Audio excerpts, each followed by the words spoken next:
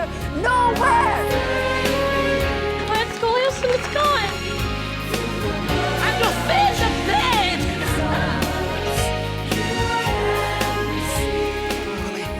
That's really wild.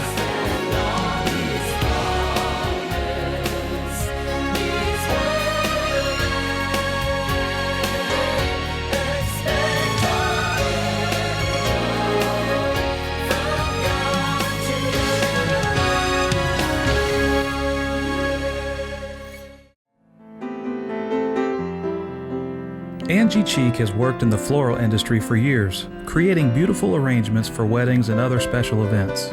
Her client list include the last 6 presidents of the United States, where she's been called upon to decorate for some of their formal gatherings. Today, Angie manages a beachfront flower shop in beautiful St. Petersburg, Florida. Her career has been her life, but her life took a tragic turn when a mishap occurred during a minor surgery just 2 years ago. October 24, 2002, I went in for a gastric bypass for weight reduction. It was supposed to be a 3-day in and out of hospital, 10-day recovery. Due to more than one mistake in the hospital, as a result of those mistakes, my stomach was severed and removed on the 3rd emergency surgery, and at which time they hooked my esophagus up to my intestines and completely removed the stomach, unbeknownst to me, for a number of days. So I went through 9 surgeries, total kidney failure, heart failure, anything that could happen and go wrong went wrong.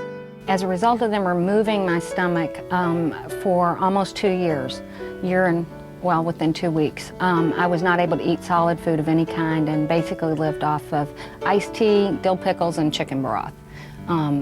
When I came to see Pastor Billy at Carpenter's, I had probably less than 3-4 weeks max left to live. I had lost all the weight I could possibly lose and still exist. Some friends of ours told us about Pastor Billy's ministry, and we had the opportunity to go see him in Lakeland. I went forward and asked him basically if he would pray for me to have a new stomach.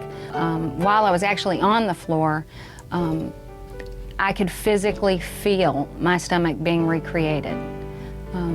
And when you have an organ that big removed, for 2 years I felt an empty place, and my organs would actually move to try to take that space. So that night I knew when I got up that I had a new stomach. There was no doubt I had a new stomach. After I got up from the floor after we left the service, it was quite late and I was hungry, which wasn't unusual, but up until that night, I had not been able to satisfy that hunger with anything other than the tea, a dill pickle, and maybe some chicken broth. But the only thing open, the only place open was McDonald's. So as we went through the drive-thru, we decided to test God, a friend of mine and I said, just order me a quarter pounder with cheese, a large iced tea, and French fries. And they didn't have iced tea, and I hadn't been able to drink soda, so I said, I'll go ahead and get a soda as well. And for the next 10 minutes, I actually got to eat for the first time. And prior to that, even a piece of macaroni that would have sent me to the hospital, had I tried to eat that cheeseburger, I probably would have died before I could have gotten to the hospital. So I ate it, called the friends who had invited us to come and said, you know, it has to be, I'm healed, I have a stomach, because I couldn't have possibly had a bite, even so much as a bite. And I ate, you know, half a quarter pounder. 4 months after the healing service, approximately 4 months, I had an appointment to go and have a sonogram ultrasound done of my stomach. I knew I had a stomach, but we really wanted the medical evidence to prove that I had a stomach. We had medical evidence to prove I didn't have a stomach. So made the appointment, actually went in, and as a result of the other trauma that I'd suffered, my kidneys were very scarred. I had been diagnosed in June with advanced liver disease to the point of having to have a liver transplant in a matter of a year or less.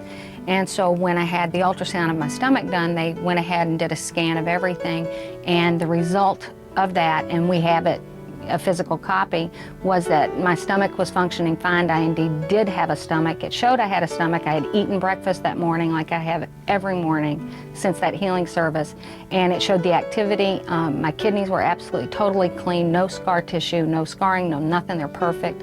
My liver was completely clean. My liver enzymes were perfect. My pancreas was perfect.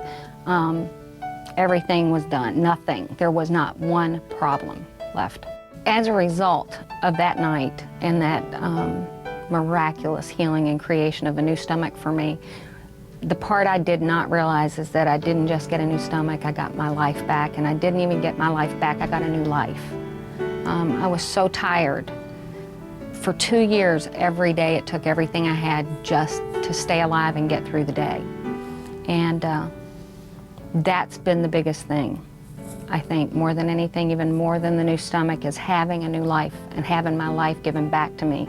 It was so important that I could even get up in the morning.